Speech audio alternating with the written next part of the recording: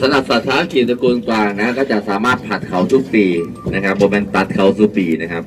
พัดเขานะครับก็รุดออกเบิดเขาเลยนะฮะแมนครับรุดเองครับผมจริงๆก็เป็นรุดเองนะครับเพื่อไปตำก๊กใหม่นะครับผมแล้วเพื่อเกิดสีงอกขึ้นมาใหม่นะครับหลังจากนั้น1 เดือน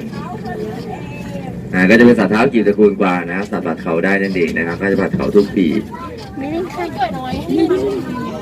เห็นพวกเราสีก็นั่งงอกขึ้นมาใหม่เนี่ยก็จะเป็นเขากวางวานแบบนี้นะครับที่เขาไปเฮ็ดยากันนะครับ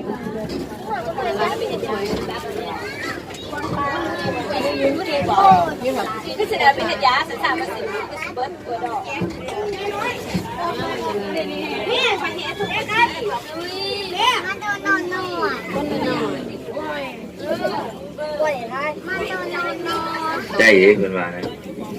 หนีใส่พุ่งไป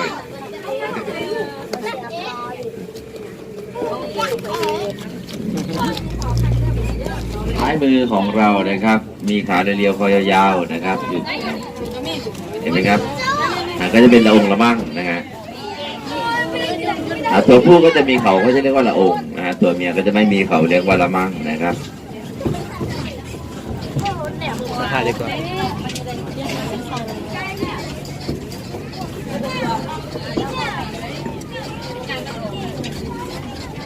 ผู้ใดบ่เคยเห็นลูกละมั่งนะครับสังเกตดูทางขวามือข้างรั้วเลยนะครับมุมเลยนะครับอันนี้เขาก็เกิดมาว่านี่ครับผม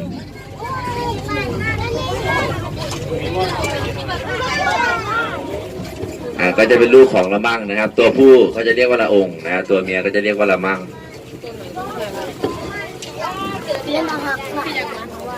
เห็นไหมครับมีขาเดียวคอยาวๆนะครับลักษณะเด่นของเขา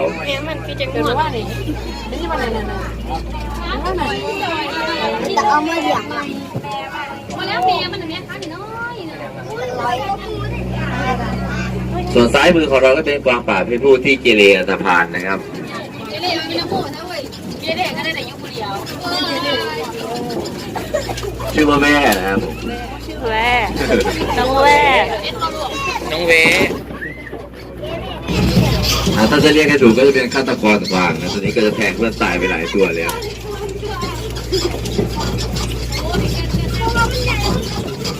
สำหรับโซนนี้ก็จะเป็นโซนของสัตว์เท้ากีบต่างประเทศนะครับก็จะมีทั้งหมดอยู่4เช่นเดียวกันนะครับมีกวางบาลาซิงกวางซิก้านิลกายนะสุดท้ายก็จะเป็นแบ็คบัคนะครับขวามือและซ้ายมือของเรานะครับมีลายจุดสีขาวๆตามตัวนะครับมีขนสีน้ำตาลปนส้มนะครับไม่ใช่กวางดาวนะครับเป็นกวางซิก้านะครับ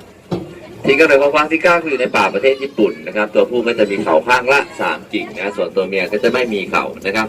สำหรับตัวใหญ่ที่เราเห็นนะครับก็จะเป็นกวางบาลาซิงนะหรือบาลาซิงกะนะครับบ้านเราก็จะเรียกว่ากวางปึกนะครับสำหรับตัวผู้ตัวเต็มวัยก็จะมีเขาข้างละ10 ถึง 14 กิ่งนะครับส่วนตัวเมียก็จะไม่มีเขานะครับเรามาไม่ทันก็ผ่าเขาตอนต้นเดือนพฤศจิกาปีที่แล้วนะครับก็จะเหลือเป็นตอนที่งอกขึ้นมาใหม่นะครับส่วนขวามือของเราที่กินหญ้าอยู่บนรางนะฮะกินฟางอยู่นะฮะมีหัวเหมือนม้ามีเขาเหมือนแพะนะครับมีตัวเหมือนวัวใส่ถุงเท้าด้วยนะที่เราเห็นก็จะเป็นนิลกายนะครับสำหรับที่มาของชื่อนิลกายก็จะเป็นชื่อพระราชทานของประเทศท่านจะตั้งตามสีขาของเพศผู้นะครับสีขนขาของเพศผู้ก็จะมีสีน้ำเงินเข้มหรือสีกรมท่านะครับมีขนที่มันแววเหมือนอัญมณีนะก็จะเป็นที่มาของชื่อว่านิลกายนั่นเองนะครับ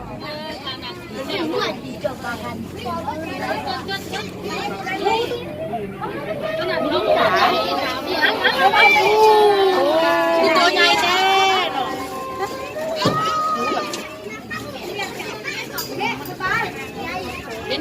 สังเกตดูทางซ้ายมือด้านหน้าของเรานะครับมีเขาบิดเหมือนแก้วดอกสว่านนะครับที่เราเห็นก็จะเป็นแบ็คบัคนะฮะ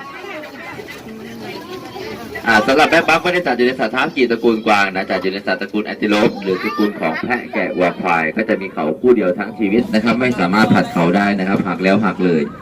แบ็คบัคไม่สามารถเลี้ยงให้เชื่องได้นะครับเวลาเขาตกใจหรือมีภัยคุกคามก็จะสามารถวิ่งกระโดดได้ถึง2 เมตรเลยทีเดียวนะครับสิ่งกำเนิดของแบ็คบัคนะครับก็อยู่ที่ประเทศอินเดียเนปาลบังคลาเทศตัวเมียก็จะมีเขาเหมือนกันตั้งท้องนาน6 เดือนนะครับบอกลูกครั้งละ1 ตัวนะครับสังเกตดูเม็ดกลมๆดำๆนะครับทางด้านข้างรถหรือข้างถนนของเรานะครับไม่ใช่เม็ดช็อกโกแลตนะครับหรือเม็ดบอกว่านะครับ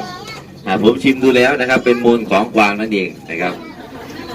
รสชาติของเขาก็จะขมๆเค็มๆนิดนึงคล้ายๆกันกับกาแฟคั่วใหม่เลย นะครับสำหรับนักท่องเที่ยวท่านไหนต้องการอยากชิมนะครับบอกผมได้นะครับยกมือขึ้นสูงๆนะครับเดี๋ยวผมจะหยิบมาให้ชิมนะครับก็จะเป็นแหล่ไอเทมที่คุณค่าหาชิมได้ยากมากนะถ้าไปตามป่าธรรมชาติเราจะไม่ได้ชิมเลยนะครับก็จะมีเฉพาะในสวนสัตว์เท่านั้นโอกาสนี้โอกาสเดียวนะครับผมรับประกันนะถ้าไปหน้าข้างบนมีแน่นอนนะครับผมเพื่อนผมเป็นเท่านี้นะครับสำหรับโซนของสัตว์เท้ากีบไทยและต่างประเทศ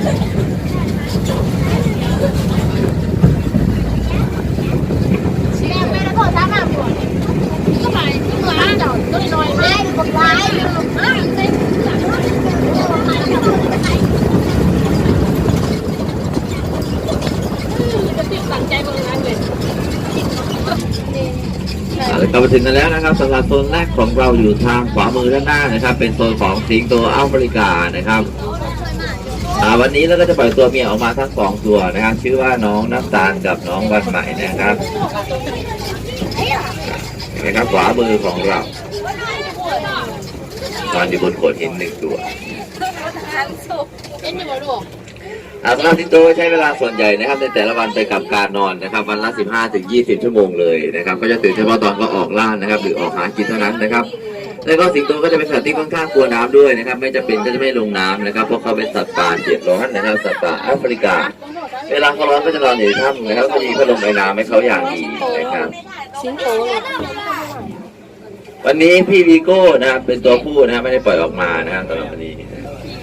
ปล่อยออกมาแต่เพราะตัวเมียออกมาโอ้ไอ้กบเป็นสิงโตไอ้ลูกกระเสือกระเสือไอ้ลูก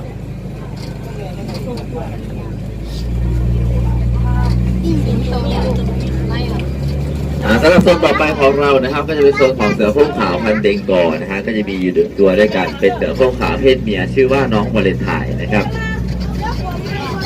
เกิดวันที่14 กุมภาพันธ์นะครับมีอายุที่8 ปีนะซ้ายมือข้างรั้วเลยไม่ได้สา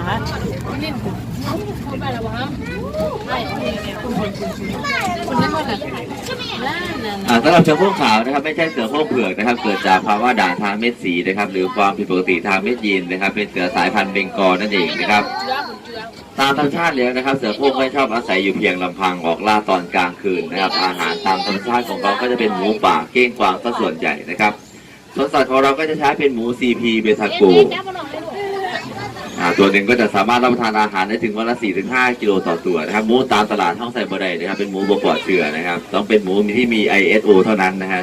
ถึงจะให้เสือเรากินได้นะครับมื้อเช้าผมจำแก้วนะตอนนี้ก็ปิ้งไก่นะครับเสือกินหมู CP เบทาโกนะครับมีใครอยากได้ไปเลี้ยงที่บ้านไหมครับเดี๋ยวผมจะวางยาสลบให้ไปพื้นที่บ้านนะครับไม่ต้องกลัวนะครับบ้านเราก็จะไม่มีขโมยครับเจ้าของบ้านก็ไม่เหลือแล้วเฝ้าแต่บ้านนะเชิญผ่านก็จะมีน้ำตกนะครับอยู่ทางด้านในนะครับเดี๋ยวผมจะจอดรถให้นักท่องเที่ยวลงไปเล่นน้ำกันนะครับพี่ใครอยากเล่นน้ำป่ะครับ ไม่มีนะครับผมก็อยากเล่นนะครับสมมติว่าเสือเนี่ยผมไปเล่นแน่นอนนะครับผมเล่นได้นะครับแต่เล่นได้ครั้งเดียวนะครับผม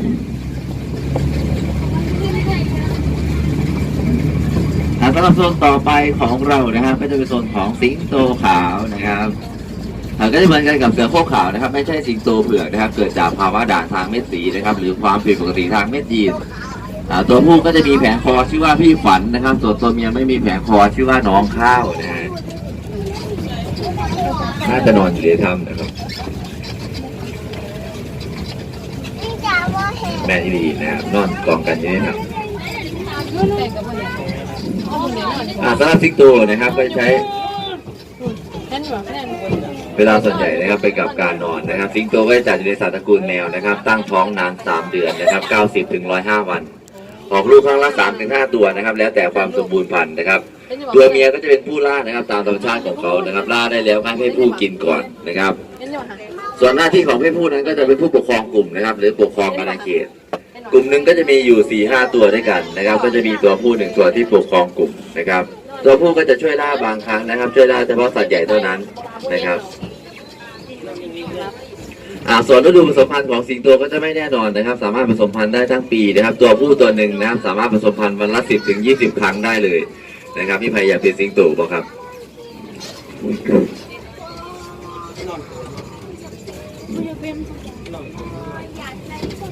เป็นกำลังนอนนะครับ อยู่กับบอดอกเขาทั้งไหนเลยมันหัวไหนกัน โซนต่อไปของเรานะครับเป็นโซนของเสือโคร่งอินโดจีนนะครับก็จะมีทั้งหมดถึง2ตัวด้วยกันนะครับตามธรรมชาติแล้วนะครับเสือ2ตัวนะครับไม่สามารถอยู่ถ้ำเดียวกันได้เพราะว่าเขาจะกัดกันที่เราเห็นก็จะเป็นเสือพี่น้องกันนะครับเกิดจากพ่อแม่เดียวกันเลี้ยงดูด้วยกันมาตั้งแต่เด็กนะครับเป็นเสือเพศผู้ทั้ง2ตัว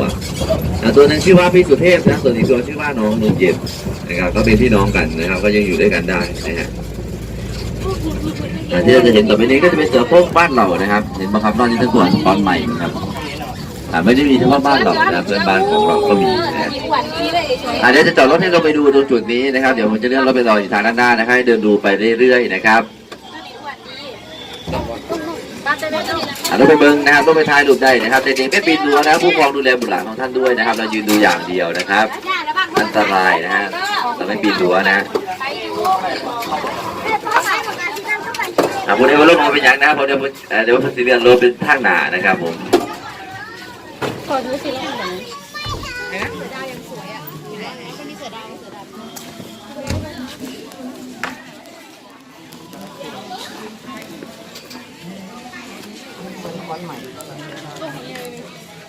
โอ้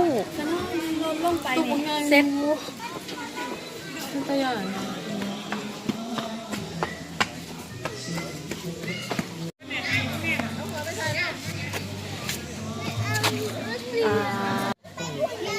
ไม่ได้อังคือ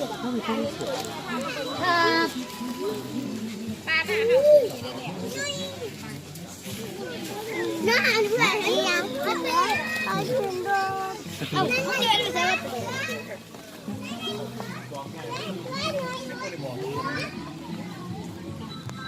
นี่จะคุยกับโผล่ได้ตอนถึงเดือนเป็นรอดีกว่าผมที่มองอยู่เดือนเรื่องคนที่ในป่าใหญ่ว่าคุณจะถ่ายเราเด้อ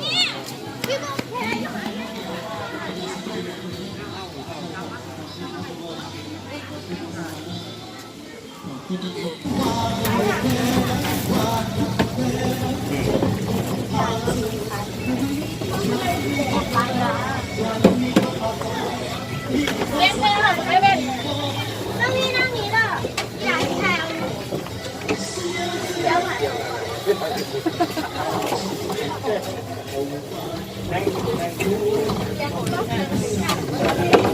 าไปสักก่อนหนูไปสักก่อนไปสักก่อนไม่ได้ขอไปสักก่อนงานที่ซื้อใช้เงินซื้อหัวที่ใส่อะไรอยู่ก็ไปที่ร้านแล้วมันจะลงอย่างนี้เขาไปกินลูกดีกว่าที่ร้านเนี่ยคนไปบอกเลยเราก็ได้กินคนจะมีทุกอย่างที่ไหนได้เอาน้ำโค้งไม่เป็นไรเนี่ยโอ้ยปวดเนี่ยว่ะเดินทางมาลอยอยู่ก่อนยังไปได้ก่อน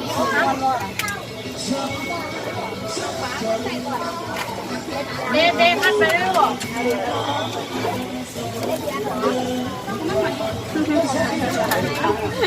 เย็นหนาการหนีเดี๋ยวกูพี่คุณยายค่อยขับรถเกิดคุณยายสวยดีอ่ะเกิดยังไงวะคุณยายตัวแม่คือหนาวนี่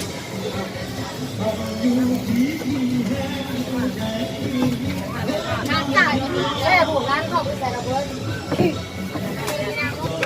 อยู่หลังผมหน้าเขาเจ้าผู้เยาว์หลังแล้วมันหยาดหมดของเราได้เป็นจระเข้น้ำจืดนะครับที่มีอายุที่36 ปีนะครับเป็นจระเข้เพศผู้ชื่อว่าบอยนะครับมีความยาวอยู่ที่5 เมตรนะครับน้ำหนักตอนนี้ก็500 กิโลนะครับแค่น้อย500 โลนะครับผมได้ขยับจ้ะ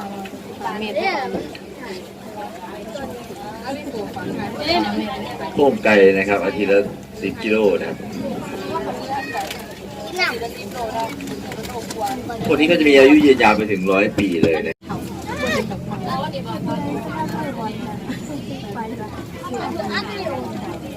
ส่วนความสามารถของเสือดำดาวก็จะมีเยอะมากนะครับมีหางที่ยาวนะครับสามารถทุบตัวบนต้นไม้ได้ดีนะครับล่าลิงบนต้นไม้ก็ยังได้นะครับส่วนบ่อใกล้ๆด้านหน้าของเราก็เป็นชะนีมือขาวนะครับหรือชะนีไทยเรานี่เองนะครับ ต้องฟ้องนี่ลูก อยู่ในบ้านของเขา ฟ้องนี่ลูกลูก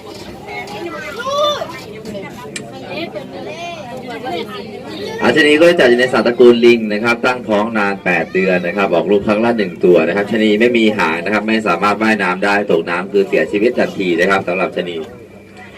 มีพละกำลังแขนที่ดีนะครับสามารถปีนป่ายต้นไม้ได้เก่งนะโหต้นไม้ก็เก่งนะครับสำหรับชะนีขนสีดำก็จะเป็นชะนีตัวผู้นะครับส่วนตัวเมียก็จะมีขนสีน้ำตาลอ่อนนะครับปนเหลือง ตัวอยู่ป่ายนี่จิ แล้วเรามาถึงกันแล้วทางด้านซ้ายมือของเรานะครับก็จะเป็นโซนของสัตว์ป่าแอฟริกาทั้งหมดเลยขวามือของเรามีตู้บริจาครับกล้วยนะครับไปป้อนให้สัตว์ของเราอยู่ทางซ้ายมือด้วยนะครับสำหรับท่านใดสนใจนะครับลงบริจาคเอากล้วยได้เลยครับ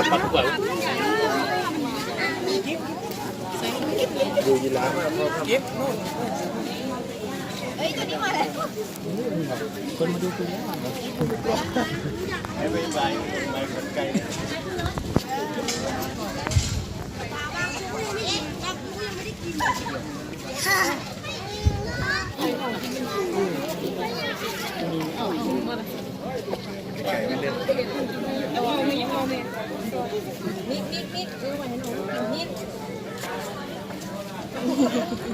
ขนาดนู้นหนูถึงเอาใส่ใหม่แล้วก็แบบไหนด้วยกินหนูด้วยลูกกระเจ้าไปเอาไป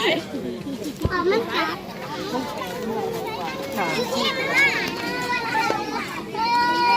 ยังรู้มั้ยแม่นกกระจอกเทศวันนี้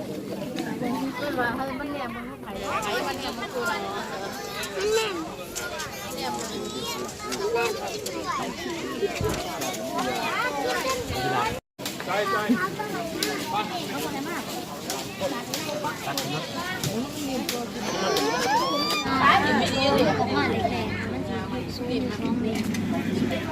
ติ๋วเว้ยย่างน้ำฮะเตเมย์ต้องไปขี่ยาตรงอ่ะแต่เฉยๆน้ำฮะหนูว่าฮัทเกินเลยนี่เขาไม่อยากทายาไงลูกกระเจี๊ยบมาไงเย็นเดียวที่บ้านน้องๆหนูๆนะครับบ๊ายบายยีราฟม้าลายนกกระจอกเทศของเราเลยครับ ให้แรปเจ้าดึกจู้ดึกเซมาเซมา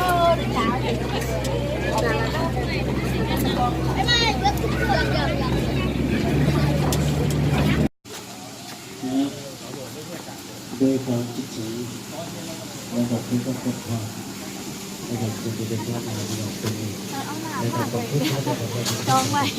และขอบคุณที่ต้องให้ดีนะครับไม่มีการคิดถึงนะครับขอให้เราที่จะตรงนี้อยู่ตรงนี้และก็มีความสุขดีนะครับนะครับทุกคน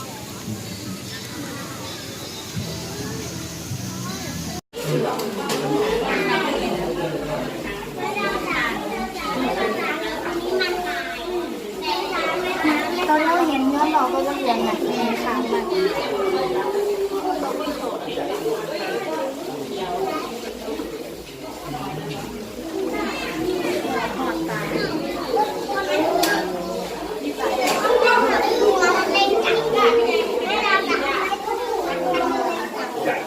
คอนสลิก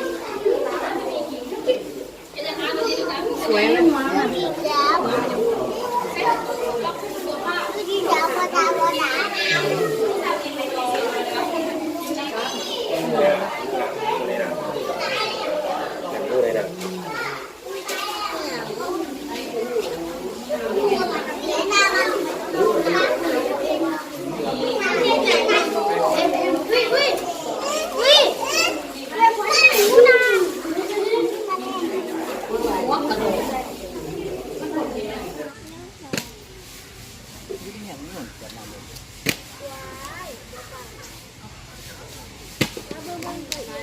ว่าหลาย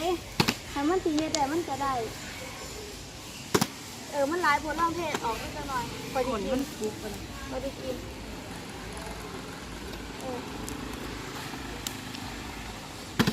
เกือบละ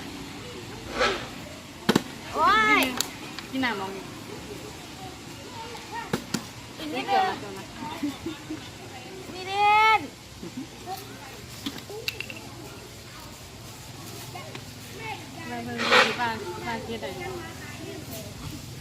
โอ้ยอีกนิดนึง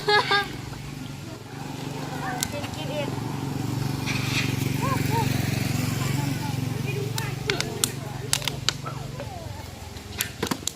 มีลูกเมื่อไหร่ล่ะส้น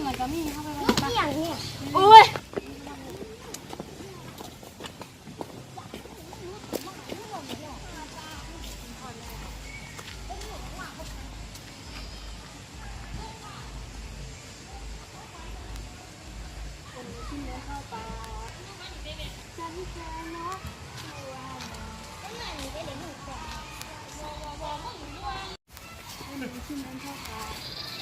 าเมื่อเอามาขายกันเสียเลย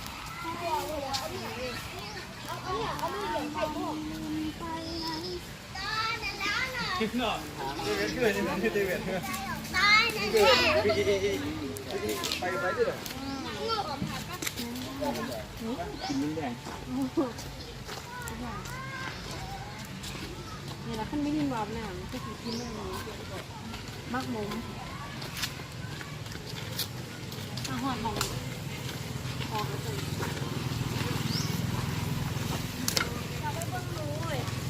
รู้ว่าหัวเสานะก็ง่ายๆค่ะ รู้ไม่รีบไปถ่ายรูปกับเฮีย พี่ค่ะตัวเงินตัวทองมังกรคอมาโดมังกรเนี่ย มันเป็นรูปปั้นสิลูกรูปปั้น นี่นี่พี่แป้งคิดลูกหัวให้มัน รูปปั้น ขี้ขอเลยอ่ะอุ้ยมันก็เหมือนจริงเกินไปอ่ะขี้ขอเลยอยู่